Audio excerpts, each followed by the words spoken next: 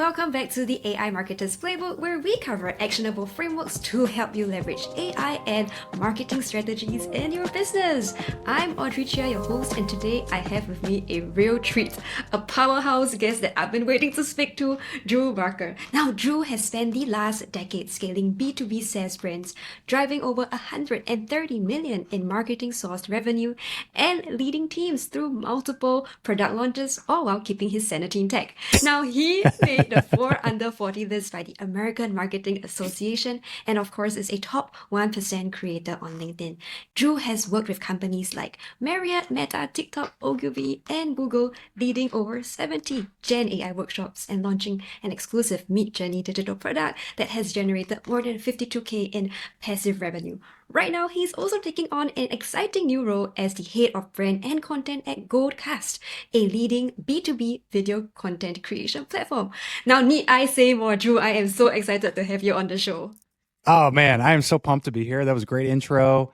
And yeah, you and I go way back. Like we crossed paths early in the AI movement as I think, like both early adopters. And we just kind of took it and ran with it. And yeah, like fast forward a year and a half and we're back at it and talking again. So I'm excited to catch up. It's been a minute. It has been a real minute indeed. Now, Drew, tell us more about your journey. Like, how did you get started? And because, we were both early movers, right? What got you into the whole world of AI? Yeah, I think I really like quickly recognized, just like a lot of us, right? Like how big of a thing this was. Like, and when, ChatGPT, sort of landed in our laps, right? It was just like, oh, wow, this feels massive.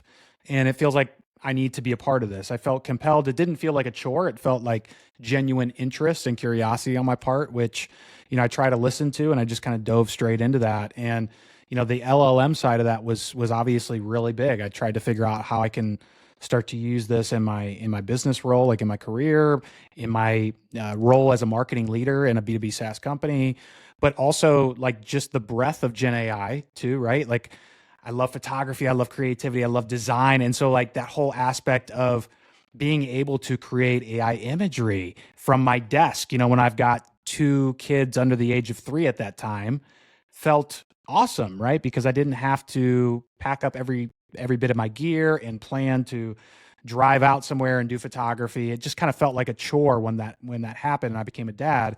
This really opened up the doors to be creative, and it didn't require all the resources and logistics with it, right? I could really just kind of use my imagination and create anything that I wanted. And so I just dove headfirst into that. And then I quickly just tried to figure out the practicality and like how I could use it in business, what kind of business utility it had. And as you know, right, like there weren't a lot of answers at that time. It was more or less just surrounding yourself with other people like you and others, right, of just sharing ideas. And, as you start to use these tools more and more, you unlock more and more ways to use them. And so that was really the fun part of just kind of like slowly peeling that back. Yeah, I love that. I think one thing that I guess both of us really enjoy is experimentation, right? There Yeah, was no yeah. playbook, so we wrote There our was no own. playbook. Yeah, throw it out. But that also allowed you to basically, have an edge over everyone else because you were putting in more hours into blending your own creative mind and AI. Tell us more a bit about that process, right? Because you said you like design, photography. How do you blend both worlds together? And what was that process like? Yeah, for me, like in startup space, it's more or less like you're wearing all these hats, and of course that's the case in a lot of roles. But I kind of grew up in the sports industry, and that was taught to me early on. Like there's nothing that isn't your job, right? If something needs to be done, you just kind of jump in and do it. And that was sort of drilled into me early on. I've taken that in my career, and so with startup world, that can be the case, right? You're always doing something differently. There's so many priorities. And so it just kind of becomes one of those things of like what feel like the right priorities for today and this week and this month. And those things change and evolve. So I guess one of the ways I was doing that was, let's go specifically on the AI image gen front was, man, we're in this niche industry and there's no good photography for our industry. So how do we establish a strong brand that feels like you could resonate with it and people could see themselves in their shoes, and you just couldn't do it, right? And so I got to thinking, I'm just like, man, it's so painful to dig through stock photography to just try to find something that kind of feels like your brand. And even if you find one image, you got to string together a bunch of images that feel like you. And guess what? Somebody else could be using those same images. Yeah. Flip side of that, as somebody that was leading the marketing team, it's like I also managed the budget. I also knew I didn't have this big budget to go and hire a professional photographer, and I didn't really want to deal with all the logistics of finding that person. Where are we going to shoot? Finding the models, getting them dressed, like, and even if all of that goes well, right? Like you get a finite number of images, and so I wasn't thinking about it that hard, but it just kind of showed up, and I just thought, wow, there is a gap here that I think AI can solve because at that same point in time, I was really diving deep into a tool called Midjourney, and it was obvious that like the quality had started to get good enough where it's like you could use this, right? Like there are this has use cases right now that I could put into practice, and I just didn't see anybody really like leaning into that early on. And yeah, my curiosity got the best of me. We had like some campaigns and some customer events that were coming up. And I just remember one campaign specifically that was focused around our customers at an in-person event. We built the landing page, we did the email nurture, we did all the marketing components, but really leaned into using AI as much as we could just to like test it, right? So yeah. I'm using, ChatGPT or Claude to help me develop the landing page copy. I'm using Midjourney to help me develop the theme in terms of the look, the feel, the swag that we're going to have, the slides we're going to show, right? Like everything from text to visual. And I remember I was like, man, I think we did like 90% of this with the help of AI, right? And it's just really like early on, right? In that was like March. It was like March of 2023, right? And it was just like, yo, like I know some people see this, but the mass, the massive majority didn't, right? And so it was just like there's something here, and I just kind of let curiosity get the best of me, which I do. Like I love to learn new things if it feels organic, right? If it feels like fun and it feels like experimentation, and you lean into those things naturally, it doesn't feel like a chore, So I understood the value, I understood the potential, and that made it easier to jump in. And you understood the assignment. Understood the assignment, yeah, absolutely. Yeah, but it's so amazing that even in like March 2023, right, when technically, AI was still in the really early stages, you already managed to create such high quality marketing assets, right? And I think it's really cool to see how AI has evolved, because even on the copy front, ChatGPT when it first launched versus ChatGPT now is absolutely insane. Like the difference in the kind of quality of copy that you get with ChatGPT now without much prompting would easily be able to replace that of a mid-weight copywriter. And I think that's also something you might have noticed, right, Drew? 100%. Yeah, 100%. And also, God, it's even hard to remember what, I guess, capabilities really existed at that time. I think we were just so enamored with the novelty of typing in something and getting something that kind of felt at least like somewhat high quality back. And you're just like, wait a second, wow, this is, mind blown. yeah, my mind's blown. And you're right? It was just like quickly one of those things where, no one knew how to prompt right out of the gate. It's like a brand new language. You had to tinker and experiment and figure it out and really like just understand that this is a two-way conversation and the output's only as good as the input, right? And that still, for some reason, is lost on some people. But you're right. Prompting has got easier. I've seen that on the same side with AI image gen too. Like there are so many new features that have rolled out. You don't have to think so hard about starting with an empty box and going from 0 to 1 anymore. Now there are different features where you can take a style reference or an image reference, or you could do this or you could do that. And now the barrier to entry is a little bit lower. At the same time, right, we all know like the hardest part is getting started. And so it was just fascinating to see how that has sort of taken shape. And I'll be interested to see how that takes shape like over the next 12 to 24 months too, because I think when we really think about text prompting, it is kind of exhausting. And look, like we're in 2025. That sounds a little bit like millennial Gen Z-ish, but like when you really think about how much energy you need to think about with the context of what you're putting in, it can be a little bit exhausting if you're using these tools every day.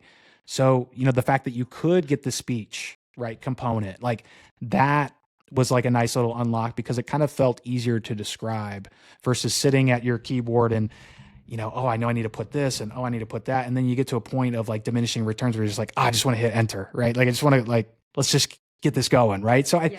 yeah, it's crazy to think about how things so much have changed, but it already feels a little bit nostalgic now, doesn't it?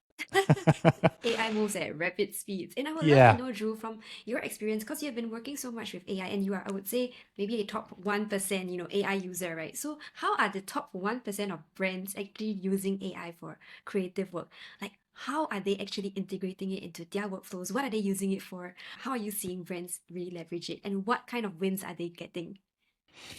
Yeah, I would say like on the B2B SaaS side, it feels like it's very slow moving. I don't know that I've seen anything that I've been surprised at. I think what I have been like more like nodding my head to and surprised at is probably like creative agencies, maybe even companies that or like Coke. I mean, they're not common, right? But they are quick to sort of take on the risk and they see the potential of what's coming, right? And so they just kind of dive in head first. They've got that brand equity the way they can kind of pour into it. I honestly, I've seen a few companies, but I really haven't seen much where I'm like shocked. And I think that's because you've got some people individually that really can excel and are using this every day. But companies as a whole, teams as a whole, haven't really integrated this in an upskilling fashion to really cater and get them up to speed, right? So like I think individually I've seen it, right? Between like people like you and me, there's others in our group, but those are one-offs, right? I'm more surprised when I see an entire team or an entire company kind of do it. And I really haven't seen much to this point. But One thing that perhaps could be a potential blocker is it has to be a both ways things, right? So management has to decide that this is a direction they want to invest in. And then from the ground up, you as an individual need to feel incentivized or motivated to start leveraging AI. Then that's very how, true. as a whole company, you can move, right? But for example, the startups that you have been working with, what are some interesting use cases or potential use cases that startups can consider using AI for? Well, I go back to kind of what I was starting to use it for when I was at Lasso, which was yeah, back in 2023. And it's the ability to build one on-brand custom imagery. And that takes, it sounds so simple, but that really takes shape in so many ways within the organization. When you think about all the use cases that exist within the visual storytelling process, it's hard to come to a definitive stop, right? Like it's literally website, blog, email. Yeah, you could use this for icons, illustrations. You could use this for slides, internal and external slides. You could use this for product training. You could use this for sales enablement, right? Like there are so many different ways to do it. I have yet to see another B2B SaaS company really do that, which I'm not surprised at because it does take a special skill set. And that goes back to, I think, my previous point. It's like you might have one person, but you don't have a team. And I think what's happening is these companies are still so focused, especially in startup world, on revenue meeting targets in the short term, that they're not thinking long term about the upskilling. And they also know that people come and go, right? So I think it's a hard thing. I'm not at that level to make that decision, in a C-suite. But man, I think there are certain use cases where you actually and absolutely have to be thinking that way of how are we going to invest in our employees to upskill to get them there. I mean, I just think about that in terms of I could jump into any organization right now. There's probably like one person who's like the AI person, Yeah. and how much are you empowering them to upskill? Are you training? Is that person internally training other folks, right? How much bandwidth do they have to actually create? Because I think that's also part of it too. We're talking about specifically with AI and on the visual storytelling front, like an opportunity to differentiate your brand. And that is out there for the taking and no one's really taking it right now. And so it's like it's an interesting sort of conundrum I think that exists right now is like how much do you want to invest in the Yeah. people that are already there versus just kind of like wait and see to what happens to you. And I don't want to know what happens to the Yes. organizations that are just sitting there, but Yeah, you rather take action first, right? I think maybe one consideration that organizations have is the time it takes to upskill and train a team because The truth is, you need to spend time working with AI to understand how it works. And it almost becomes like your intern where you understand what are the prompts that work, how do you nudge it in the right direction. You pick up things where it hallucinates on, and you're like, I knew you're going to hallucinate there. Yeah, And yeah, these are yeah. things you wouldn't know if you don't spend time, are really working with AI. I think that is also something that companies need to consider. If they want to upskill their team, they do have to make that a priority and make time for that, right? But I also know that you are working at Goldcast, right? Tell Yeah. us more about it. Like, it's an AI enabled or powered company, right? Yeah, so Goldcast was originally known specifically for virtual events. They launched during that whole COVID period where it's like people need a way to do events now that live events aren't happening. And so they really leaned into like, let's create a really exciting and optimal virtual experience for folks that want to hold events, webinars, right? Hybrid events, even, things like that. Then I think Goldcast is really credit to Goldcast. They're really leaning into video as a whole, right? It's not just about virtual events or webinars, which always have been effective. They've been around for a long time. They're a great way to kind of bring together a very, specific cohort and provide value. But Goldcast is really leaning into video content at scale, which to me really resonated with why I would want to be there. They're thinking about this in terms of let's empower marketing teams with the ability to create a video first content strategy. Something like if you've been in content for a long time, you're just like, oh, like it sounds so daunting. And for a Yeah. long time it was, right? It was just like video, video, video. Would love to do more video, but it just takes forever. And how many people do we have on the team? And do we have an editor? And like how much how much money do we have? And blah, blah, blah. Because the reality is in a lot of the B2B SaaS world is just like that's just one other thing that's going to eat up a lot of time. And so unless it's efficient, unless it's scalable, unless it's fun, like people aren't going to lean into that. And I think Goldcast has really done a great job of like building a platform of video content at scale from start to finish. And they're thinking about that in terms of not only virtual events, but we're thinking about podcasts, right? We're thinking about taking a long form video and the ability to chop it up into social clips to create, blog content, email content, right? And get really smart with how we partner with AI to go from that 0 to 1 to get us started, right? The big misconception, AI is not going to solve all our problems. AI is not something that you plug something in, you get something out, and you just run with it. There's always going to be the human component that needs to be involved with it. And so this helps people get started. It helps them do things faster. It helps them do things cheaper. And no, it doesn't take people out of the process, right? It takes the best parts, the most laboring parts of what would happen normally, and it does that automatically, and it does that in a streamlined fashion, and then utilizes the creators to really like infuse their best talents to get the end result, right? And so I think that is the important part. I love the way that Goldcast is sort of like lean into that. They also are really leaning hard into the idea of mindshare marketing, which I love, which is, look, people want to buy software where they have some sort of connection, right? There's got to be a brand affinity there. The brand has to be known. There's a lot of opportunity there that exists within dark social. We've all heard about that. But like you have somebody that at Goldcast, for example, right? If you know me and you happen to be in the market for something that Goldcast does, right? Goldcast will probably make your shortlist because maybe you're following me and you like my content, or maybe you've seen Goldcast in use from other people, or maybe like people are talking about Goldcast in a Slack channel. So I think the shift now, and the thing that's going to happen a lot in 2025 is the swing back all the way into brand, because brand is that one differentiator at the end of the day that makes you stand apart others. And there's so much creative opportunity, which I alluded to, that it only makes sense for that to be the case. Revenue is important, but you have to have a brand that's going to differentiate, stand out, and get you on that short list, to start seeing a lot more traction with your revenue in the first place. And with the rise of AI, right, I think we will see a lot more content being put out, which is also why the brand positioning and being a distinct brand that is personable, that has that human connection, that has that face, I think it's going to be extremely important in this next phase of like marketing, right? It would be interesting if you could show us something that Goldcast does. Do you have like any kind of preview of what, the team is actually working on so that our audience can also have a peek? Yes, absolutely. So let me share my screen here. Let me pull this up. Like one of my favorite things, I think, just like as a creator in general, and the way that I would look at it as somebody that's in charge of content for a B2B brand is Content Lab. I think it's one of those great tools that kind of rolls into the rest of what Goldcast has to offer, right? So if you're looking for a great webinar slash virtual event experience in general, Goldcast's already great at that. This is another opportunity to basically take that as a starting point and then repurpose all that content, right? So this is an opportunity to take an existing virtual event, drop it in using Content Lab. You can create clips on the fly in whatever aspect ratio that you're looking for, depending on the platform. You can pick and choose what clips those are. It also gives you the ability to like drag and drop that clip. So like once that clip loads, you can extend the clip, you can trim it, you can cut it just like you would a podcast.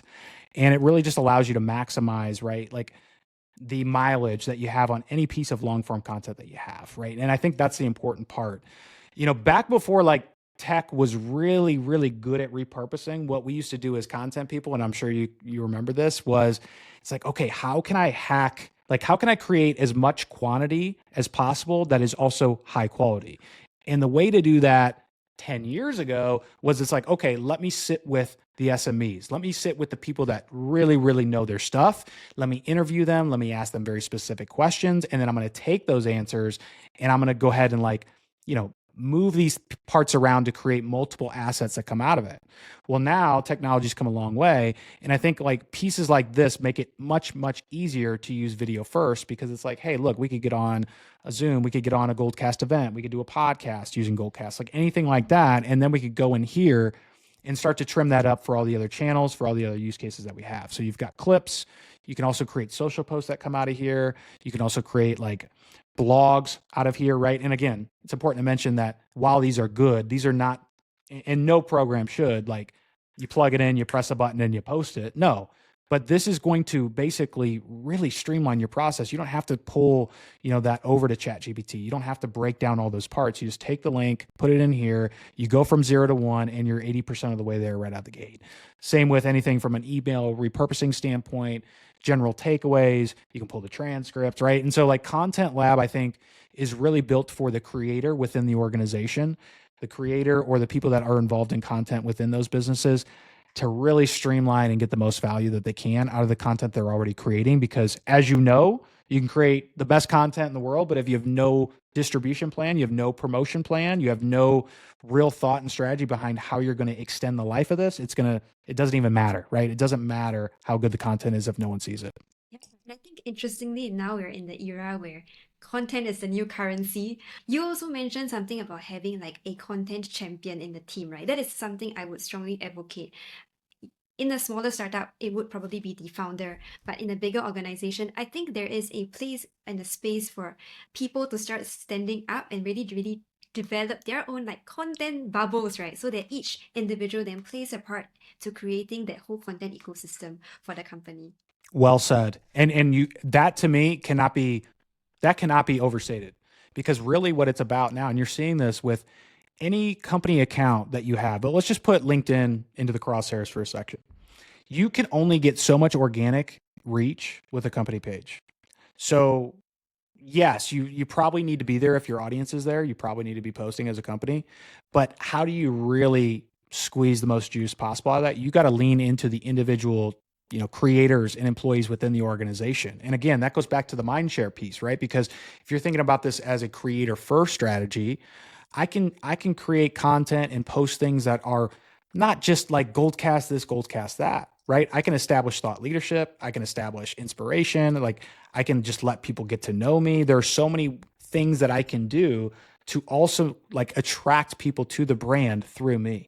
And that's important, right? Especially when we're talking about the limited reach. And so, yes, if you're a content creator on a team, you have to be thinking about how many people can I leverage inside of the company. One of the great things like we did over at Lasso was kind of that same thing. We had a founder-led strategy. We did a podcast with that. We repurposed all that content. But one of the other ways that we did a video-first strategy was, okay, let's take some of the key people within the organization. So, head of customer success, head of sales, head of marketing. Let's talk about, some of the people on the product team. Like let's basically take a small handful of people. Let's come up with very strategic questions that we can ask them. Let's go on video. Let's ask them the questions. We can tee them up ahead of time, and let's just let them answer them. And now all of a sudden, let's just say you had 10 internal SMEs and you had 10 questions that were very specific, and they could be very, different in terms of the output of what you're trying to get. Now you have 100 clips of people within your organization that not only are talking about things that are especially relevant to the audience, but you're putting a face to the brand, right? And let's not understate how important that is, right? So going back to that original point, empower the people that are already there and do it in a way where you don't have to take up a bunch of their time either. They'll really appreciate you for that. Efficiency and effectiveness, the two things that I absolutely love. And then your ROIs are really amazing. Whenever you have an AI tool in the mix, of course, AI plus human, then you really get like supercharged success. I think, Drew, you might have seen it a lot. I personally have seen it, especially when I work with startups. So again, they are lean and mean. The goal is how do you maximize the small, tiny resource pool that you have. Then, of course, an AI tool like Goldcast or any other, repurposing tool will be very, very handy. Absolutely. You nailed it. Yeah, but Drew, maybe one thing that could be interesting for our audience is since you've worked with so many startups and you are a founder yourself, can you tell us more about building that, AI first business? I'm sure you have tested different models. You also have that digital product and you have also done like workshops for teams. What has that journey been like? Yeah, I mean, when I really think about it, it's sort of a reshuffling of the cards in many ways, right? Look, I don't know that I've experienced anything this big in terms of the way that it's really disrupting everything that's happened, and we're still in like the very beginning of this. But I haven't seen that since I was a kid and I was at home and my dad brought home a computer and I'm, sitting there on AOL dial up and I'm just like, oh, like this is wild, and you could surf the internet, right? And it's like, yo, what is this at that time? And that was the inflection point of traditional business and digital business, and everything changed. People didn't have computers on their desks. Now you couldn't imagine doing work without a computer, right? It's going to be the same thing here with AI shortly. I think I just got so excited about that.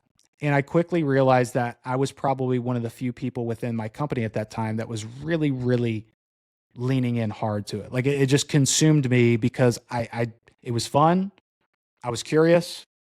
The use cases were limitless, right? And so I just kind of let it take me, and so where I leaned in was kind of going back to that point earlier, is just like there is a brand opportunity here for marketers. I know this pain. I felt this pain. I've gone through it. I know other people are going through it. So I think if nothing else, let me start with this idea that we can create custom imagery for a brand. And we don't have to think about costs, we don't have to think about time, and we don't have to think about creative compromises to the extent that we did before. And I started with that. And that was, like I had never gone out on my own before, right? So, at the same time, I'm like, is this the right move? Should I be thinking about this or that, right? And I just kind of listened to what people were saying. So there were some of those projects and initiatives that I worked on, but I also realized in having a digital product, like you mentioned, I had started making a lot of sales with the digital product. I quickly realized like people really wanted to learn this stuff. And I quickly realized, oh shit, I am early, to this. Like there's still a lot of people that don't know how to get into Midjourney and even prompt to begin with, let alone, know how to do this, and this as it relates to like building in a brand strategy. So I tried to build that bridge. And I think where I saw the most success was in the digital product and offering workshops for teams and individuals that wanted to learn it. And I knew I was early, right? So at first it was a little bit slow. I had to educate people on why they needed to do this. Yeah. 6 to 9 months go by and all of a sudden I don't have to make that education component anymore. They already know, they're coming to me. And I think one of the beautiful things about that, like from a business standpoint, was I didn't have to do any outbound. Everything came inbound. And to me, that really told me two things. One, I'm providing something like on LinkedIn, for example, that feels valuable to some people. I'm hitting the right chord there. And two, like I'm early enough to where I'm taking a good enough of the market share where people are just coming to me, right? They have nowhere else to go. And there were a couple people in that loop, like Rory Flynn, for example, good buddy of mine who I do the podcast with. I looked around LinkedIn for Mid-Journey stuff, and it's just like me and him, at the Yes. beginning. I'm just like, dude, what? Like, this is crazy. It's just literally me and this other guy that are talking about this. And so, like a lot of it was timing and luck, but I leaned into that and I just kind of like kept showing up on LinkedIn, for example. And yeah, it just paid dividends. I tried to listen to the feedback I got in the moment and also realize like, look, I have no idea what the hell I'm doing. Like it's a lot of trial and error at the same time. And so I think I did waste a lot of time at the beginning, saying yes to certain things that I probably should have said no to, for example. But those are lessons that everybody learns along the way. What was perhaps, the one key lesson that you picked up during this journey? Probably okay, so probably the big lesson, and I knew this before. But I think there's a difference between knowing something in your head and actually experiencing it physically and mentally, and then having to actually like abide by it. And that was time was so limited. I've got two young kids, they're both in daycare. I've got 8 hours to maximize my day, right? And so the real unlock for me was almost reverse engineering it to a sense of like, okay, what do I want to bring in revenue wise monthly? Let's start there. Because for a long time, I just kind of said, oh, I'm going to try to do this project, try to do that project. But when I started to think about it in terms of, okay, I want to make this much money monthly. Now, what are all the different income streams I have to get there? And what are the things that take up time? And what are the things that don't take up time? Right. So you'll remember I had that digital product. And it did really well in that first year. And then I just kind of like stopped promoting it. Then I just thought, well, okay, well, what if I made some updates here? And I continued to make lifetime updates and continue to add value and pour value and pour value. Then I can keep promoting this thing. Right. And that's the best case scenario because I've already done all the work. Right. Yeah, there might be a tweak here, a tweak there, an update there, update there. But for whatever that price tag was to just get those rolling in, I'm not spending an hour on the phone. I'm not spending 3 or 4 hours in a creative project, right? So I really sort of use that as, okay, this is priority one because this is passive income that I don't have to pour any more time into. Second part was like these individual workshops because I knew I was offering them like 1 hour at a time. I liked the price that I could basically ask for that hour. And the other person liked the price that they got for the hour, right? So it was like a really good middle ground that I found there. And at the end of the day, that's an hour, right? Yeah. So I can deal with an hour, right? And so it's like, okay, I got that. I got this other thing that, only takes up an hour here and there. So if I stack this and this is what I want to make monthly, I would need X number of guide sales. I would need, X number of workshops and maybe like one big creative project. And I don't know, that sounds to me very like elementary thinking back on it, but to me is like going through that as a first time, you're on your own kind of thing, pal, like figure it out. That was one of those lessons I learned right away because the first couple of months I'm like, what am I doing? Can I do this? 6, 9 months later, it's like, okay, well, I'm actually starting to figure some things out. Year after I've started that, I've started it's down, right? I've got it down. I know I need to do this, this, and this. I know these are the levers that I can pull to attract sales. I know these are the kind of posts that I know are going to, attract inbound messages, blah, blah, blah, blah, blah. So I don't know that unlocks anything for anybody listening to this other than the sense that some things you just have to experience firsthand to really like give you that nudge. Yes. And again, I knew that going in, but there's no way that would have done anything for me unless I went through that pain myself. Right. And I think fun fact for me was like I tried doing a low ticket offer and I realized that the time that I spent in my case trying a low ticket offer because that's what everyone also suggested, right? But in my personal case, the time spent invested in a low ticket offer did not pay off, the investment made compared to chasing a high ticket offer. So this model technically should have worked based on, what a lot of other creators have shared, right? But then it depends on what you're offering, the value that you deliver, how much time you're also going to be spending on creating that product, service, and the kind of clients you want to work with. So there are so many other factors that you might want to consider when building the business. But like what Drew, you said, you have to go through it. You have to go through it. And then you'll figure it out. You know what, too, though? Like, I think it's one of those things, if you're in sales, you're in marketing especially, like to be able to sell for yourself, to be able to market yourself, right? Like to stop thinking about it in terms of, okay, yeah, like I'm a B2B marketer at X company. These are the things that we market. And then going to actual things that you have and thinking about it from a totally different perspective. That I felt made me a better marketer in the end, right? Because I've seen both sides of that. I also really believe that, we're kind of moving toward that creator first aspect, even within the B2B organization, right? Like almost the entrepreneurial aspect. And so like there were a lot of great lessons along the way. But yeah, I mean, that was probably the biggest one. And thanks so much for sharing that, Drew. So maybe the last question to wrap things up, and this is a fun one. What do you think the future of creativity is going to be? The future of creativity? Yeah. Oh my God, how much time we got here? I don't know. Listen, okay, I will say this. This is just the first thing that comes to mind. And I've seen this start to take place. But like, especially when we start to think about things, well, visually, but also I think the same is true with something like an LLM. But at some point it's to become easier and easier, right? And this has already taken place a little bit on the AI image engines to create good stuff. But how do you pick the great stuff out of the good stuff? So for example, if I create 50 images, how am I going to pick the best two, right? The best one. It's going to come down to taste and curation, right? Because it's like the creating aspect will become easy, but the creating great stuff and picking the right thing is the hard part. So then it becomes, that's where I think the skills ultimately going to kind of go into that next phase is just like, and that'll be great for people like us, for the people that are listening to this, right? That like have been using this stuff pretty frequently because you're going to naturally have an eye for those right things. And I think just as like a creator, that used to strike a chord with me, even just in the photography days of like, when you first start doing photography, you don't really have an eye. You think you do, but you look around and you're just like, oh shit, I wish I could do what that person does or this person, but the reality is it just comes with reps. Yes. And I think that's the next unlock is the people that are using this stuff so frequently, they're going to have a better sense of the taste, the right stuff, the curation, right? And I think that's the important part that I think I would want to answer that question with, just because, man, that's a loaded question. Like we could talk about that specific question for a whole podcast, I think. Yeah. But Yeah. it's so cool that you said, you have 50 images, right? How do you know which is, the best image of that 50, right?